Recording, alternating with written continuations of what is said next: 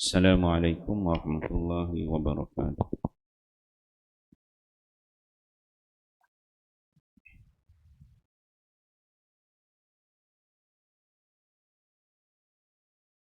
Kalimah tayyibah, beriman kepada perkara gaib.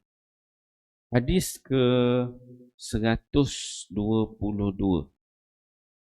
An Anas radhiyallahu anhu qala qadamtu Rasulullah sallallahu alaihi wasallam wa ana ibnu samani sinina qadamtuhu 10 sinina fama la mani ala syai'in qattun utiya fihi ala yadayya fa in la mani laimun min ahlihi qala da'uhu fa innahu law qudiya syai'un kana masahibus sunnah lil Baghawi wa'idduhu minal hasan.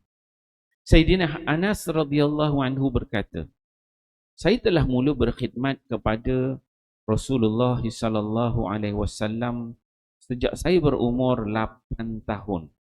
Dan saya telah berkhidmat selama 10 tahun.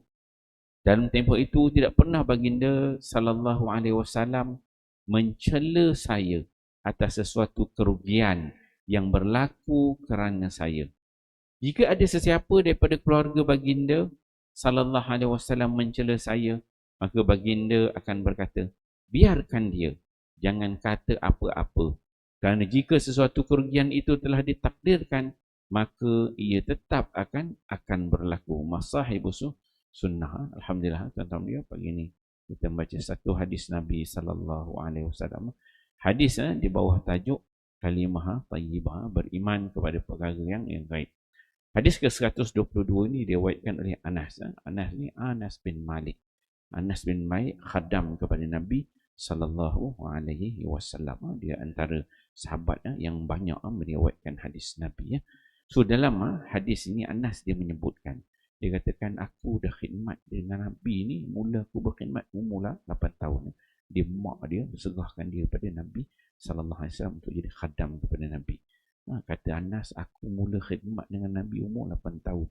Kalau kita anak umur darjah 2, umur darjah 2, hantar pada Tok Guru, suruh khidmat dengan Tok Guru. Ini khidmat dengan Nabi sallallahu alaihi wasallam. Dan kata Anas, aku khidmat dengan Nabi 10 sinin, 10 tahun lamanya. Maksudnya Nabi kat Madinah ni 10 tahun sampailah Nabi sallallahu alaihi wasallam wafat.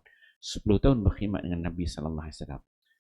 Kemudian kata Anas, fama la mani ala syai'in qattun utiya fihi ala yadayya.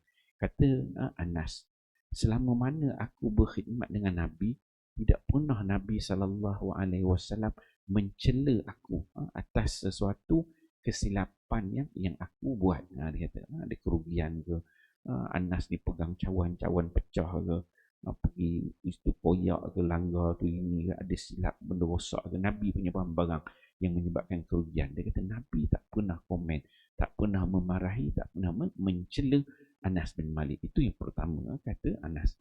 Kemudian kata Anas lagi, kata Anas, fa in la mani la imun min ahli. Kalau pula bukan Nabi yang mencela, kalau andai kata ada pula ahli keluarga Nabi, maksudnya Nabi ni ialah kita tahu Nabi orang yang hebat, Rasul. Tapi kalau ada andai kata ada ahli keluarga Nabi, isteri-isteri Nabi ataupun keluarga adik-beradik Nabi kan, yang mencela ataupun yang memarahi Anas bin Malik, apa kata Nabi sallallahu alaihi wasallam? Nabi kata da'uhu, biarkan aja. Nabi pesan kepada ahli keluarga dia, biarkan aja. Kenapa kata Nabi? Fa innahu law qudiya syai'un kana. Kata Nabi sallallahu alaihi wasallam, kalau sesuatu itu telah ditakdirkan, maka benda itu pasti akan berlaku. Maksudnya sama ada Anas yang buat silap menyebabkan benda itu apa, ada kerosakan kerugian, ataupun orang benda itu tetap akan berlaku sebab ia qudiya syai'un kana, sesuatu yang telah ditakdirkan oleh Allah itu pasti akan berlaku. Hadis ni banyak perkara dia ajar kita, tuan-tuan. So hadis ni diletak dalam tajuk kalimah tayyibah, beriman kepada perkara yang gaib.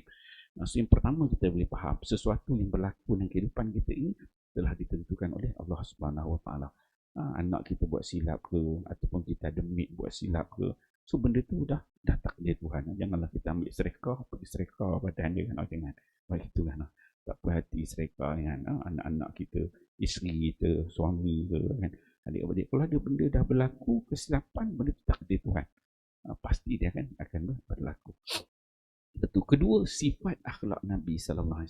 Nabi ni bukan sifat dia pemarah. Yang pertama. Kedua, bukan Nabi je pemarah, tapi Nabi ni tidak pemarah, tapi Nabi juga menasihatkan orang lain. Ahli keluarga dia, kalau nampak ada ambil tindakan yang tidak tepat, mencela, marah orang ke Nabi dia tegur direct. Nabi dia beritahu jangan buat gitu. Sebab sesuatu yang berlaku tu telah menjadi perkara yang ditentukan oleh Allah. Telah ada takdir Allah. Itu jadi kita perlu beriman kepada perkara yang gaib. Benda takdir Tuhan ni benda kita tak nampak, tuan-tuan. Jadi kalau dah berlaku, nak buat macam mana? Anak kita bawa motor, bawa zapuk masuk parit dia kan.